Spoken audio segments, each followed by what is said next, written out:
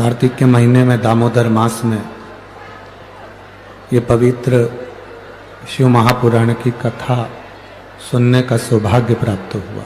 भगवान का भजन कैसे करें?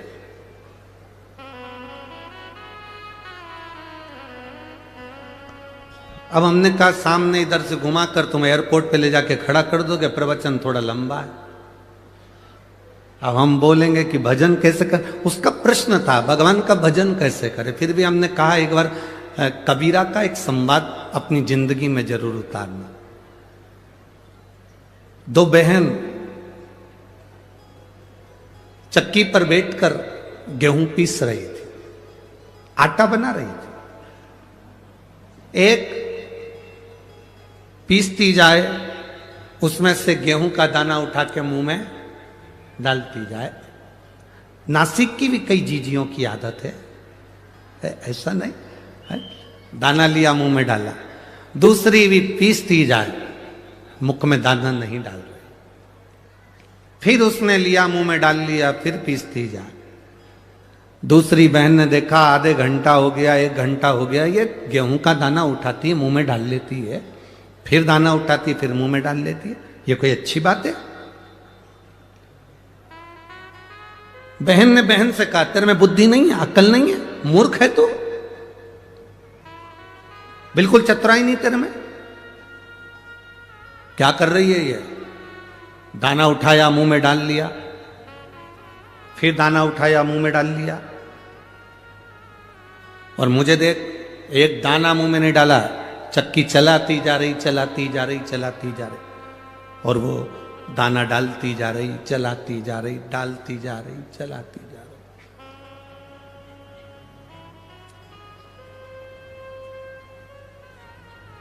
दाना खत्म हो गया, आटे की बोरी दोनों ने उठाई, लेके जा रही थी। रास्ते में बहुत सारा कीचड़ था, पानी पड़ा था, खड्डा था, कीचड़ में दोनों का पांव फिसला, आटे की बोरी का आटा पूरा कीचड़ में डूब गया। सबसे ज्यादा दुख किसको हुआ?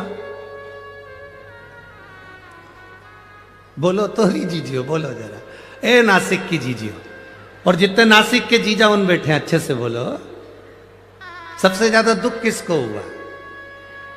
जिसने एक दाना भी मुंह में नहीं डाला था, बेचारी लगी रही, लगी रही, लगी रही, और उसको दुख नहीं हुआ। उसको लगा कि गिर गया तो कोई बात नहीं, अपन तो निपटा लिए, अपन तो निपटा, अपने को क्या टेंशन।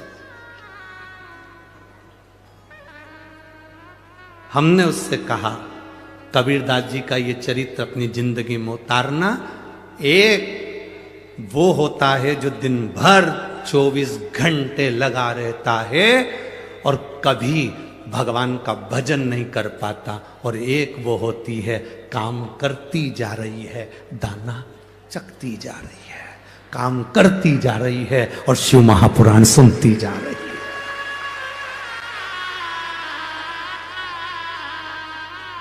बाद में आटा कीचड़ में चले जाता है, किसी काम का नहीं रहता।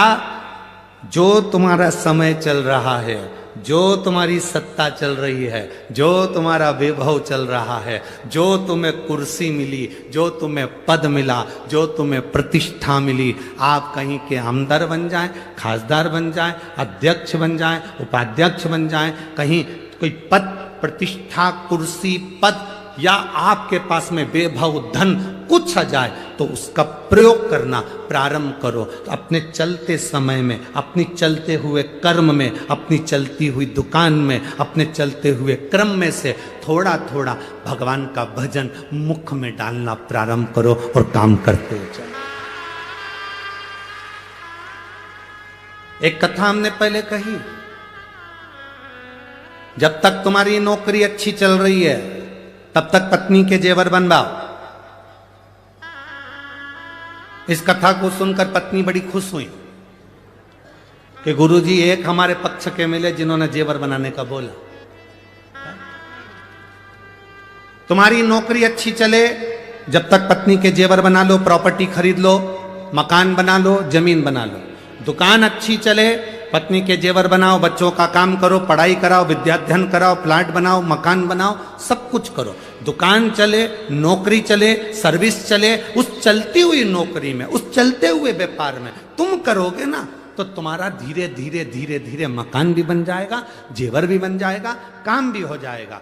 मालूम पड़े जिंदगी का क्या ठिकाना, जब एकदम व्यापार, दुकान, सत्ता कुछ हटती है तो तुम कुछ नहीं कर पाओगे। इसलिए ये शरीर जब तक चले तब तक भगवान का भजन करते चलो, नाम स्मरण करते चलो।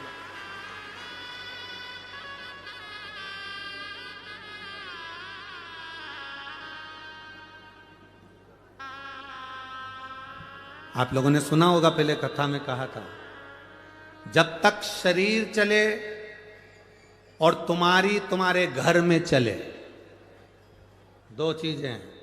पहला, बोलो बोलो जम के बोलो जरा, जब तक, इतनी धीमे बोलते हैं कि नासिक वाले, जब तक शरीर चले और जब तक तुम्हारे घर में चले। जब तक शरीर चले तब तक शिव महापुराण की कथा में जाओ, जब तक शरीर चले त्र्यंबकेश्वर दर्शन करने जाओ, जब तक शरीर चले गोदावरी नहाने के लिए जाओ, जब तक शरीर चले सप्तशृंगी माता का दर्शन करने जाओ, जब तक शरीर चले काले राम जी का दर्शन करने जाओ, जब तक शरीर चले तब तक सारे तीर्थ करो, कथा सुनो। शरीर चलना बंद हो जाएगा, तुम अपने बच्चों से कहोगी मुझे कथा में छोड़िया, पहला शब्द बच्चों का होगा, इतने ट्रैफिक में, इतनी भीड़ में हमारे बस की बात नहीं है, हम नहीं लेके जाएंगे, कथा टीवी पे सुन लो। फिर तुम कहोगी रे अपने नासिक में हो रही रे, ए नासिक के बाजू में हो रही है, चल। शिव महापुराण की कथा, इधर नासिक, इधर त्र्यंबकेश्वर, बीच में महादेव की कथा, तू हमको लेकर चल। अरे इतनी भीड़ में क्या करोगे? शरीर चले तब तक कथा सुनो, शरीर चले तब तक तीर्थ करो, और तुम्हारे घर में चले तब तक इन दोनों हाथों से गौ माता को रोटी भी दो, संत ब्राह्मण की सेवा भी करो, और बहन बेटी का भी दान पुण्य करते रहो, और अपने हाथों से पुण्य कमाते रहो। अपने हाथों से पुण्य कमाओ, क्या मिलेगा? लोग हमसे पूछते हैं महाराज जी आप कहते हो कि शिव महापुराण की कथा में शंकर के भक्त आते हैं, एक पानी का पाउच, एक बोतल पानी अगर कोई पिलाता भी है तो वो अपनी डायरी में लिख कर रखता है कि मैंने 10 रुपए का पानी पिलाया था, 1.5 महीना इंतजार करता है कि वो 10 रुपए का हजारों गुना हुआ कि नहीं हुआ 1.5 महीने में। ये शिव महापुराण की कथा कोई साधारण कथा नहीं है, ये नासिक में दूसरा कुंभ भराया है, जिसका आनंद लेने के लिए बाबा ने आपको बुलाया। ये दूसरा कुंभ है, किसी को कुछ हम नहीं दे सकते, मत दो। 1 रुपए का दान नहीं कर सकते, बिल्कुल मत करो। अठन्नी किसी को नहीं दे सकते, मत दो, पर अपने ऊपर खर्च करो। इस शरीर से कहीं नहीं जा सकते, मत जाओ, घर में बैठो, पर मुख से राम नाम, कृष्ण नाम, शिव नाम, ओम नमः शिवाय, नमः शिवाय, श्री शिवाय, नमस्तुभ्यम, राम नाम कृष्ण नाम जपते रहो। जब तक ये शरीर है, जब तक ये श्वासें चल रही है, 21,600 श्वास प्रतिदिन निकल रही शरीर से, उसमें आप भजन करते चलो, स्मरण करते चलो। गौतम ऋषि की धर्म पत्नी माहिल्या अपनी भक्ति में तल्लीन रहती, भजन में तल्लीन रहती। एक पुरुष में ईर्ष्या कम होती है,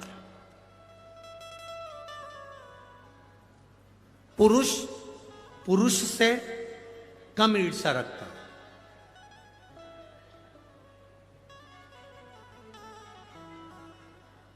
पर जो नारी कभी सत्संग नहीं करी होती है, जो नारी कभी भगवान का भजन नहीं करी होती है, जो नारी कभी किसी सदगुरु की शरणागति में बैठकर सत्संग नहीं करी होती है, जिस नारी ने कभी मंत्र का स्मरण नहीं जाना होता है, भले वो कितने भी विद्वान की पत्नी क्यों ना, कितने विद्वान की पत्नी क्यों ना, उसके अंदर ईर्ष्या भरा जाती है। कितने विद्वान की पत्नी क्यों नहीं।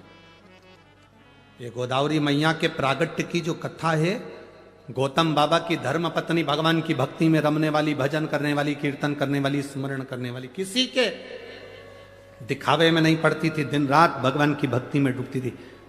उन्हीं बाबा के आश्रम के नजदीक में बहुत सारे ब्राह्मण रहते थे, उन ब्राह्मणों की धर्म पत्नियां भी वहां रहती थी। ब्राह्मणों के मन में धर्म देखकर अहिल्या को या गौतम ऋषि को देखकर कोई ईर्ष्या नहीं थी, कोई ईर्ष्या नहीं। बहुत विद्वान भी अगर कोई है और उनकी धर्म पत्नी अगर है, अगर वो धर्म पत्नी सत्संग नहीं करती, कीर्तन नहीं करती, भगवान की भक्ति में नहीं डूबती, किसी गुरु की शरणागति में बैठकर सत्संग उसने नहीं करा होता, तो विद्वान से विद्वान अगर व्यक्ति भी कोई है तो उसकी पत्नी को किसी ना किसी से ईर्ष्या का भाव उत्पन्न हो ही जाता है। ईर्ष्या उत्पन्न होती है।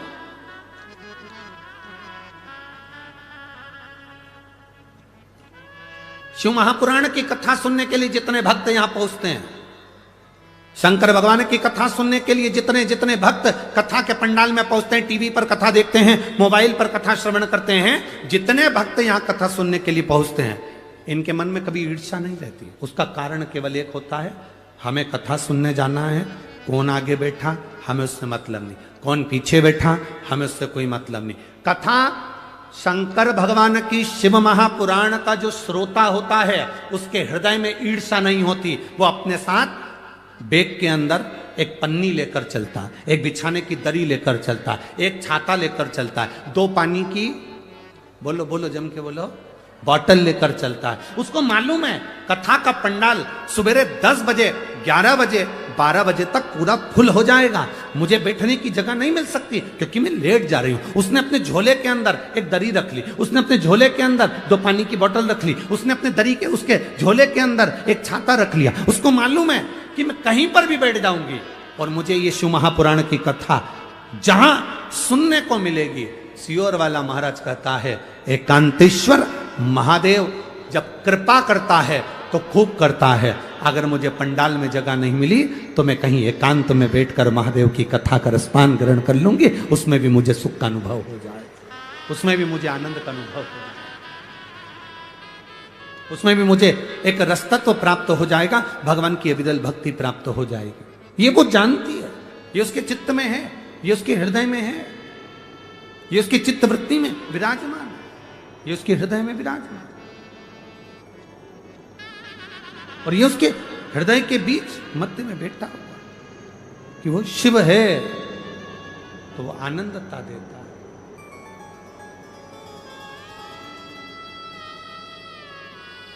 सुख देता है, ईर्ष्या नहीं है। पर गौतम बाबा की धर्म पत्नी माता अहिल्या,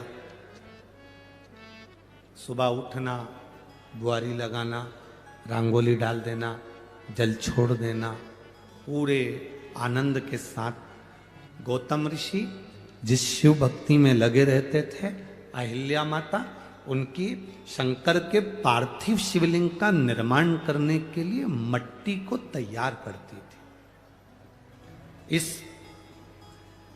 पंचवटी भूमि का सबसे बड़ा प्रमाण है इस नासिक की धरा, गोदावरी की तट का सबसे बड़ा प्रमाण 2 है।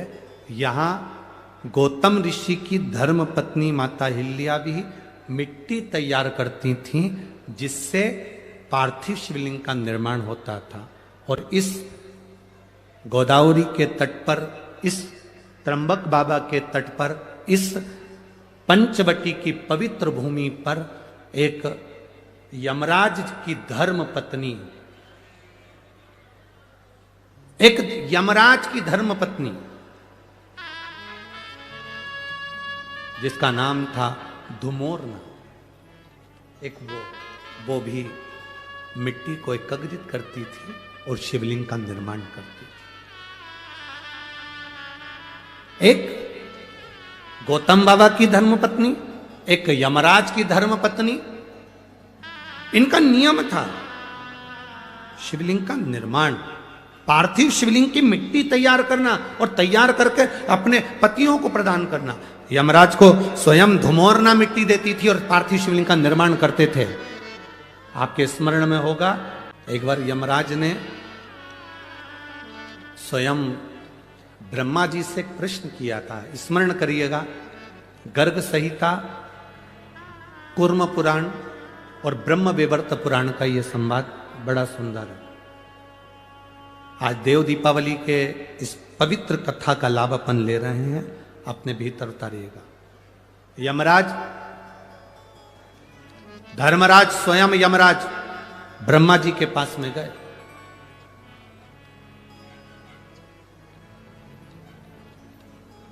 और यमराज ब्रह्मदेव के पास में जाकर ब्रह्मा जी के सम्मुख में खड़े हो गए। अब ब्रह्मा जी के सारे मुख नेत्र बंद थे, स्मरण नहीं आया ब्रह्मा जी को। माता वीणा वादनी ने आवाज लगाकर अपने स्वर में अपनी वीणा से कहा, ब्रह्मदेव, दरवाजे पर यमराज आए हैं। ब्रह्मा जी ने अपने नेत्र खोले और ब्रह्मा जी ने जो नेत्र खोले तो सामने क्या देखते हैं कि यमराज खड़ा हुआ है।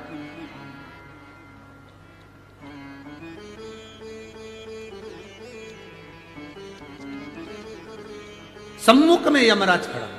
ब्रह्मा जी ने पूछ लिया, यम, आज क्या बात है, तुम ब्रह्मलोक में आकर खड़े हुए हो? यमराज ने कहा, ब्रह्मा जी, मैं संसार के पापी जीवों को नरक का भोग भुगताता हूं। मैं मृत्यु लोक से आने वाले जितने जितने पापी जीव हैं, इनको यम का, नरक का भोग भुगताता हूं। इन जीवों को जब नरक का भोग भुगताता हूंगा तो उसका थोड़ा ना थोड़ा दोष मुझे भी तो लगता होगा। ब्रह्मा जी ने कहा, आप तो पूरा निर्णय देने के बाद भोग भुगताते हो तो आपको पाप लगना ही नहीं चाहिए। परंतु यमराज ने कहा, नहीं, मेरी धर्म पत्नी धुमोरना कहती है, मेरी धर्म पत्नी धुमोरना ने कहा है कि अगर आप जीव को नरक का भोग भी भुगता रहे हो तो कुछ ना कुछ दोष तुम्हारी जिंदगी में लगेगा जरूर। मैं क्या करूं? ब्रह्मा जी ने कहा, इसका उत्तर तो मैं नहीं दे सकता, पर इसका उत्तर आपको भगवान नारायण दे सकते हैं। यमराज उसी समय पर ब्रह्मा जी को प्रणाम करे, यमराज के वहां से सीधे भगवान नारायण के पास पहुंच गए। नारायण के दरवाजे पर जैसे बैकुंठ में पहुंचे, माता लक्ष्मी नारायण के चरण दबा रही थी और यमराज ने आकर भगवान के चरणों को प्रणाम करा। जय जयकार हो प्रभु, श्रीमन नारायण, हर हर महादेव। प्रणाम कर पूछा, लक्ष्मी जी चरण दबा रही थी। लक्ष्मी जी ने संवाद किया, प्रभु यम आए हैं। भगवान नारायण के नेत्र खुले, उठकर भगवान नारायण बैठे। क्या बात है यम, कैसे आना हुआ? यम ने कहा, जीवों को जब मैं त्राण देता हूं, जीवों को जब मैं नरक भुगताता हूं, उस समय पर मेरे को भी तो दोष लगता होगा। उस दोष की मुक्ति कैसे, उस दोष का निवारण कैसे? भगवान नारायण ने कहा, सुनो यम,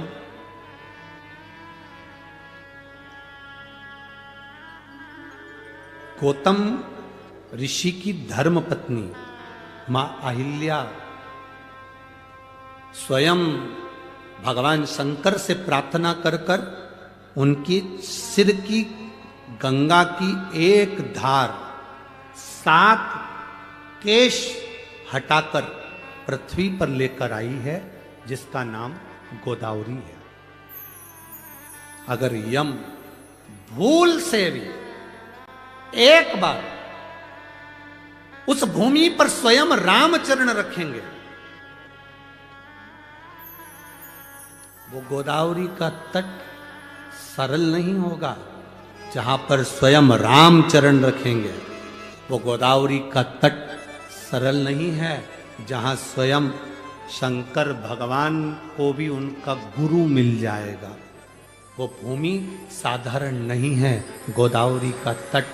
तुम एक काम करो यमराज, मृत्युलोक में जाओ, गोदावरी के तट पर जिस पंचवटी में भगवान राम प्रवेश करेंगे, उस पंचवटी भूमि पर वन क्षेत्र में जंगल क्षेत्र के अंतर्गत गोदावरी के एकांत स्थान में बैठकर तुम शिवलिंग का निर्माण कर कर उसका पूजन करो।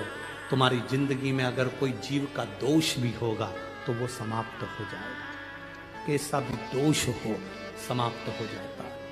आज आप लोगों से ज्यादा हमारी किस्मत बहुत धनी हुई है।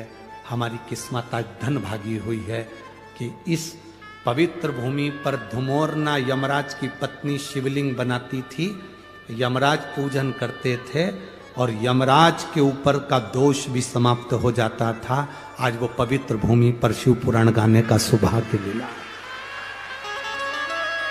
सौभाग्य मिला है। और कितने किस्मत वाले होगे मेरे जीजियों, हे मेरी नासिक की जीजियों जीजाओं और मेरी बेटियों मेरे बेटाओं, कितने किस्मत वाले होगे। जरा अंदाजा लगा कर बैठना कि तुम्हारी किस्मत की सराहना नहीं है। दामोदर मास कार्तिक मास में इस गोदावरी के तट पर भले हम पार्थिव शिवलिंग का निर्माण करें ना करें, पर हम 5 दिन शंकर भगवान का शिवलिंग अपने दिल में कथा के माध्यम से बना रहे। सब जगह कथा हुई होगी तो भगवान ने थोड़ी थोड़ी तिजोरी खोली होगी लुटाने के लिए, पर आज मेरा दिल कहता है कि ये गोदावरी के तट पर तो मेरा बाबा पूरी तिजोरी के दरवाजे खोल कर लुटाए।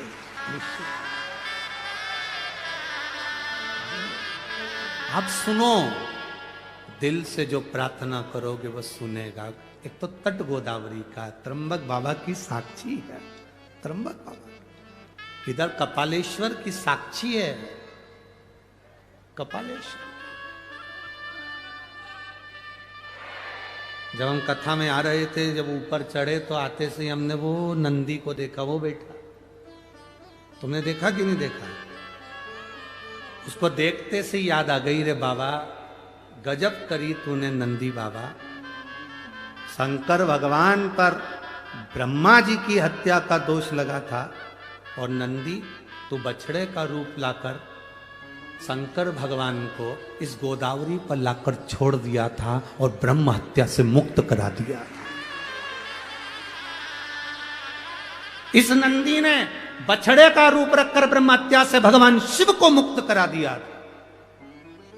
आज विचार करो, और नंदी वास एकांत में बैठा हुआ शिव महापुराण की ओर देखकर आप और हमको भी यही ज्ञान दे रहा है कि तुम सबको ना जाने कितने पाप से मुक्त कर दूंगा 5 दिन की इस कथा में। कितने, और जितने लोग आस्था चैनल पर सुन रहे हैं, जितने फेसबुक यूट्यूब पर कथा सुन रहे हैं, आप अपने हृदय में चित्र रमाकर देव दीपावली शिव महापुराण की कथा को सुन रहे हो। देव दिवाली जो प्रारंभ हुई थी वो त्रिपुरासुर के वध के बाद देवताओं ने इस दिवाली को मनाया था। उस कथा का तत्व ग्रहण करने का तुम्हें और हमको सौभाग्य मिला है।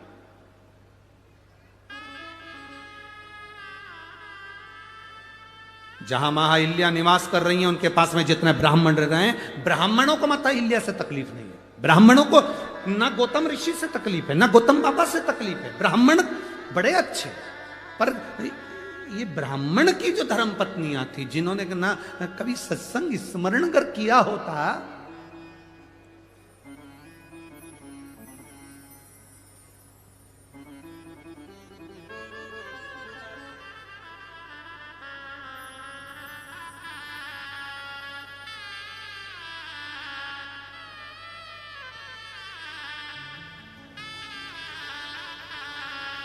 जिसका पति बहुत विद्वान है, जिसका पति बहुत ज्ञानवान है, बहुत विद्वान है, वो अपने पति की विद्वत्ता को मान ले, ये बहुत बड़ी बात है। कौन विद्वान की? चंद्रघंटा विद्वान की जगदम्बा, तो मान ले, बहुत बड़ी बात है। एक पंडित जी प्रवचन में बोल रहे थे, चतुर्मास में 4 महीना बैंगन नहीं खाना चाहिए। कौन बोले? बोलो बोलो, जम के बोलो। एक पंडित जी प्रवचन में कथा में बोल रहे थे, 4 महीना चतुर्मास में बैंगन नहीं खाना चाहिए। दोष लगता है। पत्नी भी कथा में बैठी थी, घर गई, भोजन बनाया, मूंग की दाल, रोटी, बेसन बना दिया। पति ने चिल्लाकर कहा, क्यों रही? अभी 2 दिन पहले मैं बैंगन लाया था, तूने बनाया नहीं। पत्नी बोली, तुम ही तो प्रवचन में बोले कि चतुर्मास में 4 महीना बैंगन नहीं खाना चाहिए। पति माथा ठोक कर बोला, चौकी की कथा को चूल्हे तक क्यों लाई? ये चौकी की कथा थी, इसे चूल्हे तक क्यों लाई?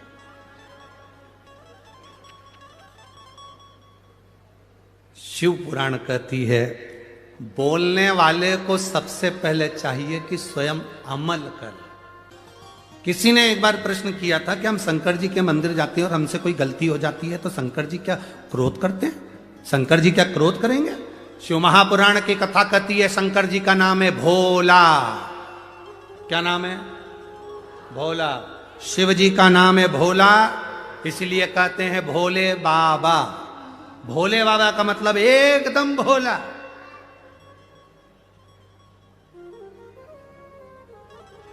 भूतों को भोजन करना आता है क्या? जम के बोलो जरा, अरे जम के बोलो। भूतों को भोजन करना आता है? भूत प्रेत को 5 स्टार होटल में जाना आता है? नहीं।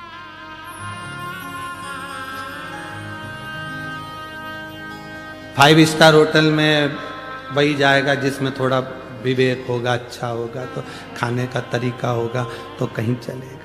अच्छी जगह पार्टी में चले गए, अच्छे से बैठकर खाया, प्लेट में भोजन लिया, धीरे धीरे खाया। और कोई कोई व्यक्ति ऐसा होता है जिसको तरीका ही नहीं मालूम, उसको छोड़ दिया जाता है, पटक दिया जाता है।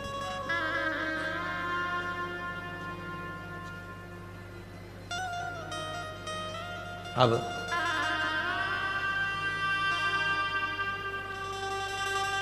जो अच्छा व्यवहार करे, अच्छे से रहे, अच्छे से खाए, अच्छा बड़ा सारा गिफ्ट दे, उसको तो सब बुलाते हैं। बोलो जम के, बुलाते कि नहीं बुलाते? बुलाते हैं ना।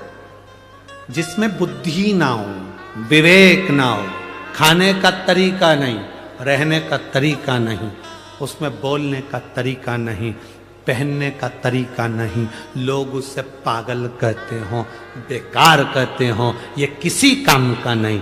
कभी कभी माँ कह देती है, मेरे बड़े बेटे में बहुत समझदारी है, छोटे में अकल नहीं है। मूर्ख है, पागल है। मेरी एक बहू बड़ी समझदार है, दूसरी बहू में अकल नहीं, मूर्ख है, पगली है, बेवकूफ है, कह दिया माँ ने। एक समझदार है और एक पागल है, बेकार।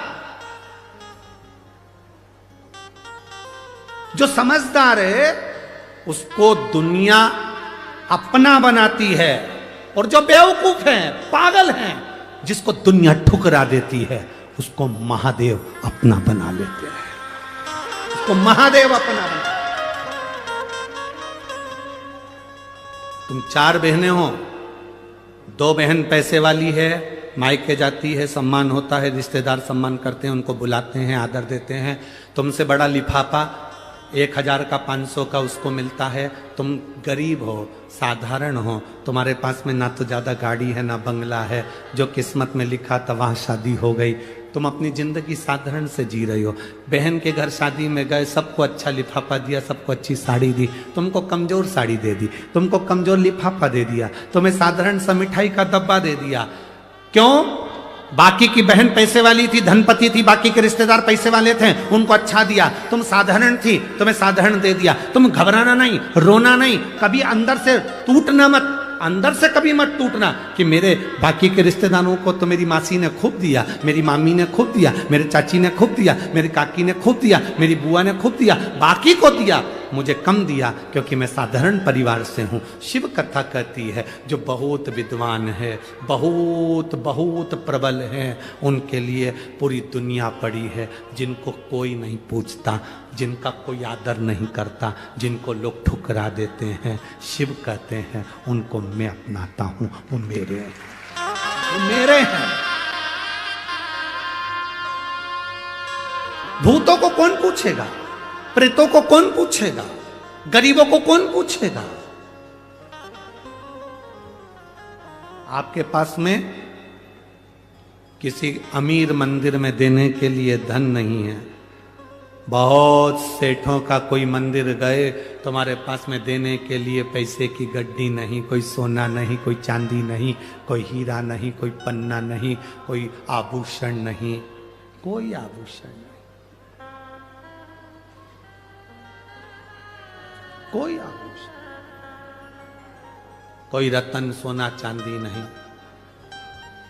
आप वहां पर जाकर सोचोगे, मेरी बहन ने अभी कार्यक्रम करवाया था, वहां पर गई थी, वहां जाकर उन्होंने इतना दान करा, मेरे पास कुछ नहीं है। तुम कभी ना घबराना, तुम्हारे पास मेरे भोलेनाथ जी ने एक लोटा जल दिया है, उसको दिल से तुम महादेव को चढ़ाती रहना। उसके भगवान शिव की कथा करो। ओगरदानी का संवाद करा, ईर्षा दूर रहे। गौतम बाबा की धर्मपत्नी माता अहिल्या से जो ब्राह्मण नजदीक में निवास कर रहे थे, उनकी जो धर्मपत्नी थी, उन्होंने ईर्षा रखी। ईर्षा से कभी परमात्मा नहीं मिल सकता, ईर्षा से कभी भगवान नहीं मिले। हम कई बार माताओं से कहते हैं, आपकी एक अवस्था होती चली जाती है, आप एक अवस्था के अनुकूल ढलते चले जाते हैं।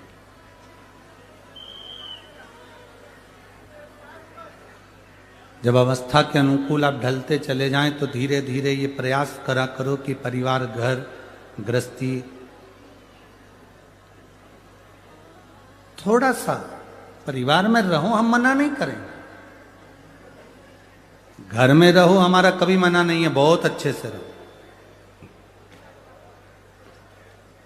पर जैसे जैसे आपकी अवस्था बढ़ती चली जाए, घर के काम में, परिवार के कुछ कार्य जो महिलाएं करती हैं, माताएं करती हैं, बहुएं करती हैं, उसमें टोकना थोड़ा कम कर दो।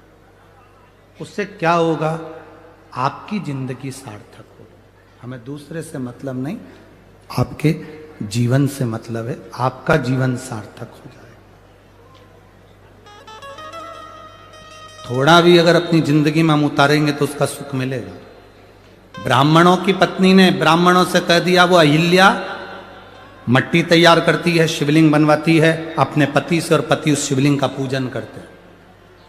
इतनी भक्ति में डूबी रहती है कि लोग आते हैं, उसके चरण छू कर जाते हैं, उसको प्रणाम कर कर जाते हैं।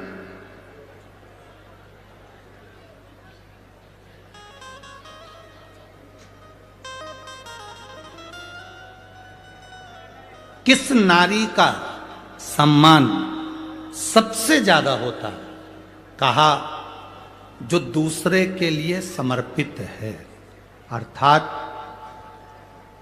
कोई आ गया भूखा, भोजन करा दिया, प्यासा आया, पानी पिला दिया, बहन बेटी आ गई, उनका आदर कर दिया, सम्मान कर दिया, सत्कार कर दिया, कुछ मिलता है उससे।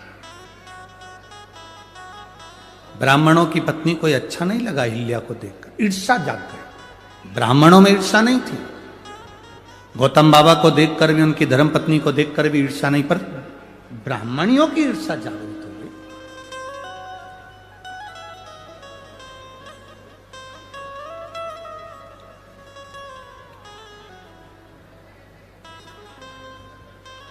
अब जब ईर्ष्या जागृत हो गई, तब ब्राह्मणियों ने अपने अपने पतियों से कहा, सुनो, ये गौतम ऋषि की पत्नी और गौतम ऋषि हमारी भूमि पर नहीं रहना चाहिए, इनको धक्के मारकर निकाल दो, ऐसा कुछ करो कि इनका पद, प्रतिष्ठा, इज्जत, सम्मान सब घट जाए।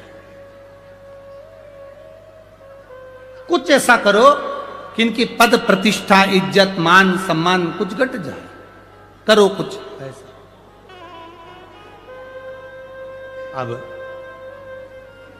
क्या करा जाए ऐसा कि पद, प्रतिष्ठा, इज्जत, सम्मान चले जाए? तो ब्राह्मणों ने भगवान श्री गणेश जी महाराज का आह्वान किया गणेश जी महाराज का आवाहन कर कर गणेश जी की स्मरण पूजन करी। स्मरण पूजन कर कर गणेश जी महाराज प्रकट हो गए। गणेश जी ने कहा मांगो ब्राह्मणों तुम्हें क्या चाहिए। ब्राह्मणों ने कहा बस एक काम कर दो कि ये गौतम बाबा के ऊपर गौ हत्या का दोष लग जाए, ऐसा कुछ कर दो। गणेश जी ने पूछा कि ये बताओ कि गौतम ऋषि ने तुम्हारा बिगाड़ा क्या, गौतम ऋषि ने क्या कह दिया, गौतम ऋषि ने शब्द कह दिया, गौतम ऋषि ने गाली दे दी, गौतम ऋषि ने अपशब्द कह दिया, या माँ अहिल्या ने कोई अपशब्द कह दिया, या ताना दे दिया हो, या अपशब्द कह दिया हो, या आड़ी टेढ़ी बात कह दिया हो, तो बात दूसरी। ना तो गौतम ऋषि कुछ बोले हैं, ना मां अहिल्या कुछ बोली हैं, फिर क्यों ये गौतम ऋषि पर अपशब्द कहना। केवल ब्राह्मण की धर्म पत्नियों का ये विचार नहीं था। आज के समय में कई लोग ऐसे भी हैं जो किसी को पहचानते नहीं, मोबाइल पर किसी ने बस एक कमेंट्स कर दिया कि ये बेकार है, और लोगों ना जाने ना पहचाने अंदर इतनी ईर्ष्या भरी रहती है कि उसमें लोग बेकार बेकार गालियां अपशब्द ताने आड़ा टेढ़ा कहना प्रारंभ कर देते। शिव महापुराण की कथा कहती है जब तक आप किसी से मिले ना, जब तक आप किसी को देखें ना, जब तक आप उससे बात ना करें, जब आप एक बार भी मिले नहीं, देखा नहीं, ना जान ना पहचान, ना कभी कोई संबंध, ना कोई विचार, ना कभी भोजन, ना कभी पानी, कभी मिले ही नहीं, और उसने कह दिया कि बेकार, और आपने बेकार कहना चालू कर दिया, इसको श्रेष्ठता नहीं कहते। शिव महापुराण की कथा कहती है हां, अगर कोई कह दे कि शंकर भगवान पर एक लोटा जल चढ़ाने का फल मिलता है तो चढ़ाओ, कोई कह दे राम नाम लेने का फल मिलता है तो बोलो। नफरत से दूर रहें। 5 दिन की शिव पुराण जो नासिक में मिली है, जो जिस कामना से दिल लगाकर इस कार्तिक महीने में सुन ले, बाबा वो दे। शिव क्या है, क्या देता है, क्या करता है, हमको भी नहीं मालूम पड़ता। वो तो आप लोगों के थोड़े बहुत पत्र पढ़ लेते हैं, थोड़े पत्र यहाँ रखे हैं, नहीं स्मरण में आता उसको पढ़। क्या है शिव, क्या देता है, क्या करता है शिव, उसका स्मरण आपको मालूम। गणेश जी ने कहा ये नहीं हो सकता, मत करो, ये सिद्ध नहीं है। क्यों ईर्ष्या रखती है, किस लिए, काय के लिए ईर्ष्या?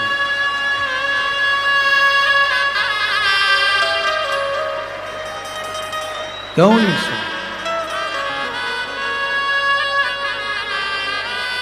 किस बात की ईर्ष्या अपनी जिंदगी में रखना, किस बात की ईर्ष्या,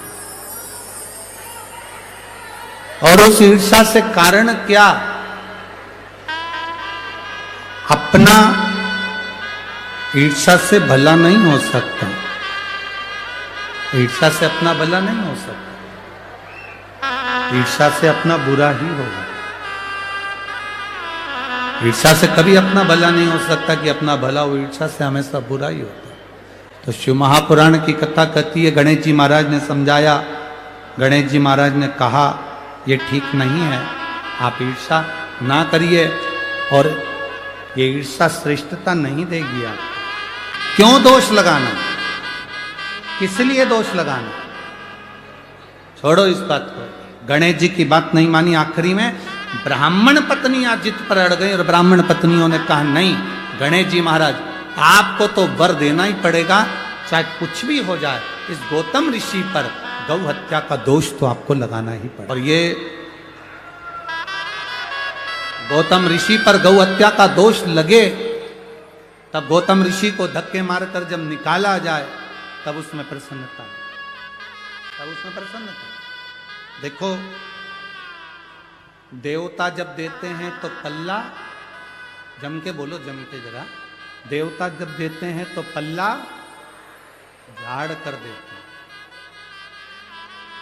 और महादेव जब देते हैं तो छप्पर आड़ के देते हैं। शिव कथा कह रही है, गणेश जी ने समझाया, नहीं मानी, और गणेश जी के समझाने पर भी नहीं मानी। तब गणेश जी गाय बन गए और गणेश जी गौ माता बनकर, दुर्बली सी गाय बनकर, दुर्बल सी गाय बनकर वहां विहार करने लगे। गौतम बाबा की उस कुटिया में विहार घूम रहे। आज गणेश जी को भी प्रसन्नता है कि मैं किस जगह पर गया हूं, किस जगह पर। जिन गौतम ऋषि की इस तपोस्थली में, जहां शंकर के पार्थिव शिवलिंग का निर्माण होता है, जहां माता अहिल्या मिट्टी को मसकर सुंदर तैयार कर कर पार्थिव शिवलिंग का निर्माण करती है, और उस निर्माण का सुख गौतम ऋषि के आनंद में, दर्शन में होता है। आज मुझे प्रसन्नता है कि आज गणेश जी सोच रहे हैं, विचार कर रहे हैं कि मैं इतनी सुंदर जगह पहुंचा। प्रसन्नता। जैसे देवराज नाम के ब्राह्मण को चोरी का धन ले जाकर शंकर जी के मंदिर में बैठ गया था और उसको अंदाजा नहीं था क्या मुझे कैलाश धाम मिल सकता है, क्या मुझे कैलाश धाम मिलेगा, उसको अंदाजा नहीं था। क्या कैलाश मिल सकता है? शरीर में बुखार है, ताप पड़ रहा है, कष्ट हो रहा है। शिव मंदिर के अंदर चोरी के धन की पोटली लेकर बैठ गया, ताप कष्ट बहुत था, बुखार ना, शरीर में कष्ट। और महादेव महादेव महादेव हर हर महादेव। मंदिर के अंदर पंडित जी चिल्ला रहे थे और देवराज नाम के ब्राह्मण को गुस्सा आ रहा था, क्योंकि उसके शरीर में कष्ट था। जब शरीर में बुखार आता है, ताप बढ़ता है, शरीर में कष्ट बढ़ता है, भोजन छूट जाता है। जब घर में पाप बढ़ता है, व्यसन बढ़ता है, आड़ा टेढ़ा धन बढ़ता है, तो भगवान का भजन छूट जाता है। तुम रोज, पहले तुम भगवान के व्रत कर लेती थी, तकलीफ नहीं आती थी, पूजन कर लेती थी, तकलीफ नहीं आती थी, नवरात्रे गणेश जी सब अच्छे से करती थी। अब जैसे जैसे बहुएं आ गई, परिवार बढ़ गया, पोता पोती नाती पंती सब होते चले गए, घर में पूजन का मन नहीं करता। अब अच्छे से कोई पूजन पाठ नहीं होता, मन नहीं लगता। समझ लेना, बुखार बढ़ा तो भोजन छूटा, शरीर में ताप बढ़ा तो भोजन छूटा, पेट दुखा, सिर दुखा, कुछ भी दुखा तो भोजन छूटा। और घर में अगर पाप बढ़ा, कुछ कष्ट, ये पाप कर्म जब घर में बढ़ता है तो भजन छूट जाता है, भजन छूट। आज देवराज मंदिर से बाहर निकला, बेलपत्री के वृक्ष के नीचे देवराज बैठ गया। शरीर में कष्ट था, बहुत कांप रहा था, बेलपत्र के वृक्ष के नीचे उसके प्राण छूट गए। लक्ष्मी नारायण जी को, ब्रह्मा ब्रह्माणी को, इंद्र इंद्राणी को, कुबेर को, वैभव को, सत्ता को, धन को अगर प्राप्त करना है तो ऐसी कौन सी जगह है जहां बैठकर हम भगवान को, उस लक्ष्मी को, सुख को प्राप्त कर सकते हैं। शिव महापुराण की कथा कहती है सारे तीर्थों में जाकर स्नान नहीं कर सकते, सारे तीर्थों में जाकर दर्शन नहीं कर सकते, 12 ज्योतिर्लिंग में जाकर जल नहीं चढ़ा सकते, तो बेलपत्री के वृक्ष के नीचे बैठकर अगर पंचाक्षर षडाक्षर या श्री शिवाय नमस्तुभ्यम का जाप भी कर लोगे, सारे तीर्थ का फल प्राप्त हो जाता है। एक बेलपत्र का वृक्ष कौटि कौटि पुण्य का भागी, बहुत सुख देने वाला होता है, जिसके नीचे लक्ष्मी भी है, कुबेर भी है, ब्रह्मा भी है, ब्रह्माणी भी है, इंद्र भी है, इंद्राणी भी है, नारायण भी है, शिव भी है, पार्वती भी है, 64 योगनियां, 33 कोटि देवता सब बेलपत्री के वृक्ष के नीचे विराजमान होते हैं। एक बेलपत्र का वृक्ष।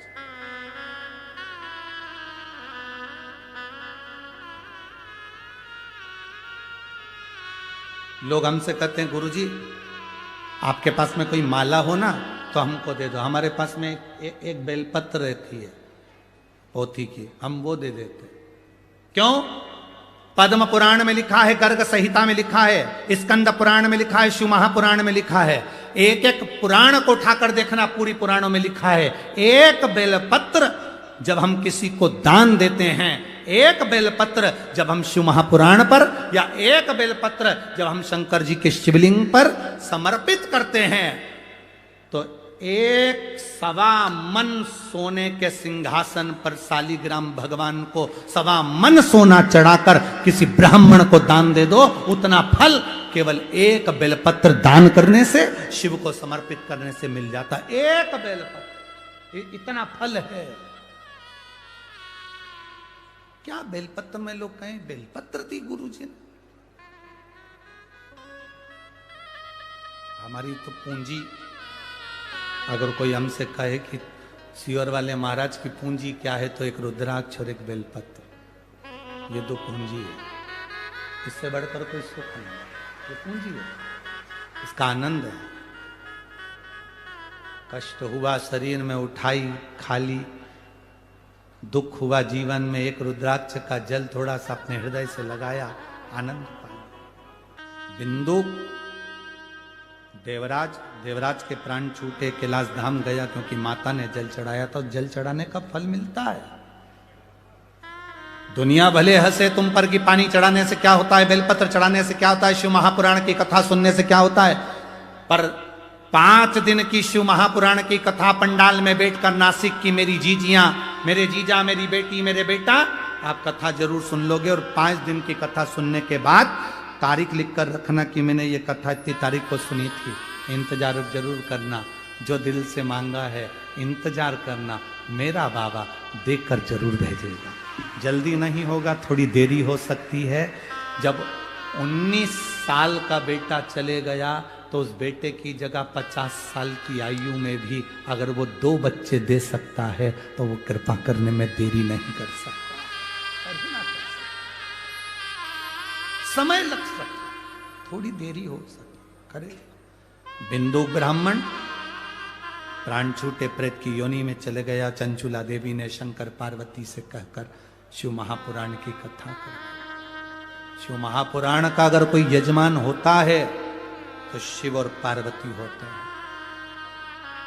शिव महापुराण का यजमान बनने का सौभाग्य मिला हो, पोथी पूजन का सौभाग्य मिला हो, आरती का यजमान बनने का सौभाग्य मिला हो, भजन करने का सौभाग्य मिला हो, पोथी पर एक बेलपत्र चढ़ाने का सौभाग्य अगर मिला हो, तो समझ लेना कि बाबा ने कृपा कर कर आपको शंकर और पार्वती का पद प्रदान करा है, जो तुम यजमान बनकर पोथी का पूजन कर रहे हो, आरती कर रहे है, स्मरण कर रहे है। करोड़ों का धन लगा दो तो भी ये सुख की अनुभूति नहीं हो सकती जो बाबा के श्री चरणों का सुख। चंचुला देवी ने कथा सुनी, तुमरुका जी कथा कर रहे हैं, बाबा भोलेनाथ ईश्वर जी और गोरा जी बनकर शिव पुराण की कथा सुनने के लिए आ रहे हैं। गणागौर बनकर बाबा पधारे। जोरदार ताली बजाइए ईश्वर जी गोरा जी के लिए। सुंदर ईश्वर जी गोरा जी बनकर भगवान देवाधिदेव महादेव पधार रहे हैं। हर हर महा। कल की कथा में मां गोदावरी के प्रागट्य की कथा का स्मरण करेंगे, आगे बढ़ेंगे देव दीपावली का स्मरण करते हुए। लक्ष्मी जी को देव दीपावली के दिन कैसे पूजा जाता है उसका स्मरण कल की कथा में करेंगे। नासिक शहर की यह पवित्र भूमि पंचवटी में जो कथा हो रही है, 4 दिन की कथा और भाव से है, उसको दिल से श्रवण करें। ये 21 तारीख से 25 तारीख तक कथा रहेगी। उसके बाद में 28 तारीख से भिंड के ददरौआ धाम डॉक्टर हनुमान, भिंड के ददरौआ धाम डॉक्टर हनुमान ददरौआ धाम में शिव महापुराण की कथा रहेगी, जो 28 तारीख से 2 दिसंबर तक चलेगी। बड़े प्रेम से भिंड के आसपास के भक्तों को ये सौभाग्य मिल रहा है कि आप कथा का लाभ ले अपने जीवन को सार्थक करें। हर हर